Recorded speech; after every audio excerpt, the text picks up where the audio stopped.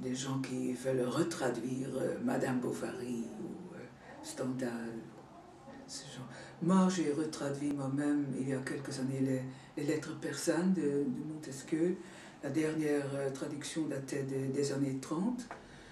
Et en plus, dans cette traduction, on avait omis toutes les scènes un peu piquantes. Donc, ce qui faisait que ce n'était que 2/3 de l'original. On avait donc toutes ces histoires dans les sérails en perse. On ne les trouve pas dans cette traduction néerlandaise, donc il était temps de retraduire ça. On peut préciser aussi que la langue néerlandaise vieillit un peu plus vite que le français, oui. Donc c'est pour ça qu'il est parfois utile de retraduire des textes dont la dernière version néerlandaise date des années de l'avant-guerre, en fait, de l'entre-deux-guerres, souvent. Oui, c'est vrai, oui. Ça m'étonne toujours, mais en effet, quand on va dans un théâtre et on joue Racine, on peut très bien comprendre de quoi il s'agit, mais quand on joue Vondel, il faut vraiment qu'il y ait un auteur aussi du XVIIe siècle. Il faut moderniser le vocabulaire pour pouvoir comprendre. Oui. Et les auteurs, donc vous traduisez aussi d'autres auteurs du XVIIIe siècle? Oui, de Montesquieu, donc Lettres persanes, l'esprit des lois. Voltaire, les lettres philosophiques. J'ai traduit ça. Et en ce moment, je traduis Descartes, donc du XVIIe siècle. Assez difficile. Quel texte de Descartes? Tout ce qu'il a écrit en français. Donc, il a écrit aussi en latin. Ce sont ses textes les plus scientifiques.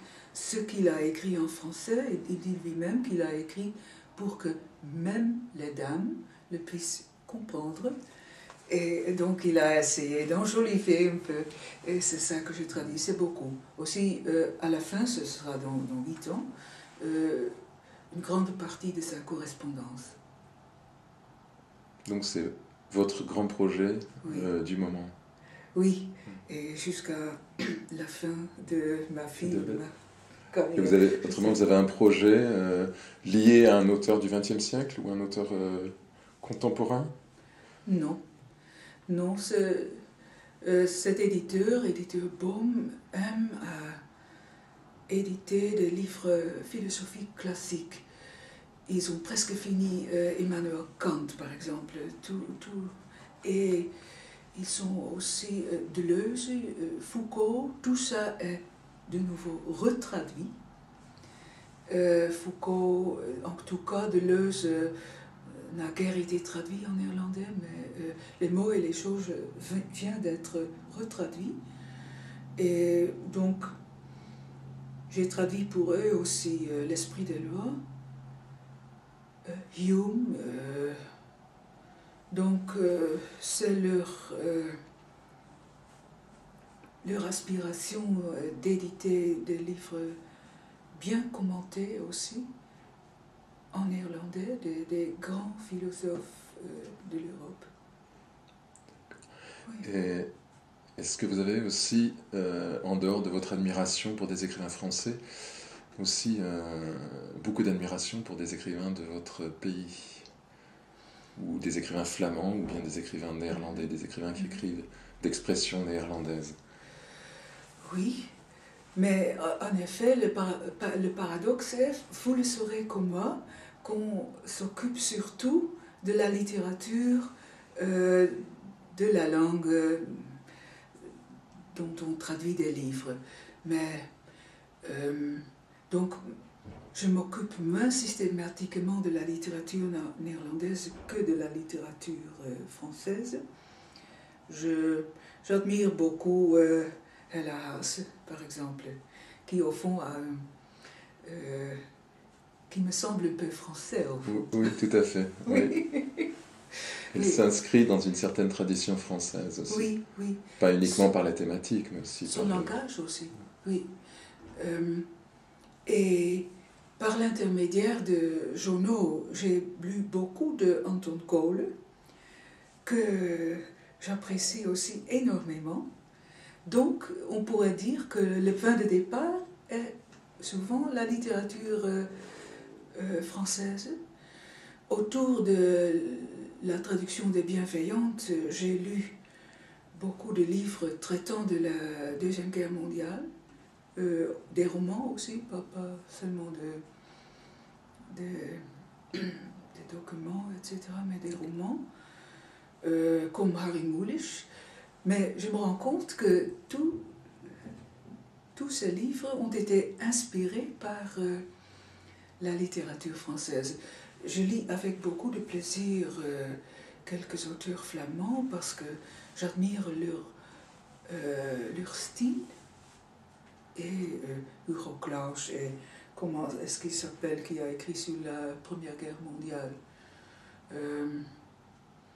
C'est beau livre, c'est beau, mais le nom m'échappe en ce moment, mais c'est très beau.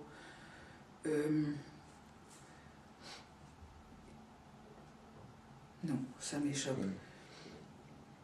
Et je lis avec plaisir aussi la poésie néerlandaise. Tout ça aussi, probablement au service de mon travail, parce que je goûte les mots et je vois ce qu'on peut faire avec sa langue maternelle. Vous lisez les classiques, les poètes, les classiques du XXe siècle néerlandais ou des poètes plus récents? Des poètes plus récents, oui. Par exemple Eva Gerlach, mais aussi cet homme qui écrit sur l'histoire des Pays-Bas. Il s'appelait Habakkuk II Balke. Ter Balk. Oui. D'accord. Il va bientôt être traduit en français dans le cadre d'une anthologie de la poésie néerlandaise depuis 1880 jusqu'à aujourd'hui. Ah oui. Donc il y aura un petit choix de sa poésie dans cette anthologie. Oui. Voilà. J'aime ce qu'il écrit, mais aussi Judith Herzberg.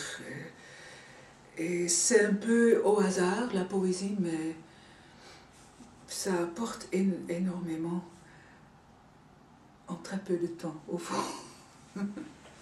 Et pour terminer, est-ce que vous voulez nous raconter une petite anecdote liée soit à votre travail, un ouvrage particulier, soit à un écrivain que vous avez traduit ou rencontré? Une petite anecdote.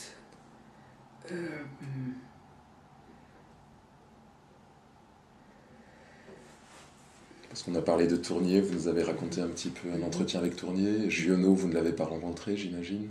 Non, malheureusement pas. Même Tournier ne l'a pas rencontré. Il n'a pas osé, m'a-t-il dit. Parce que Giono vivait encore au temps où Tournier, tout jeune homme, lisait ses romans. Mais une anecdote.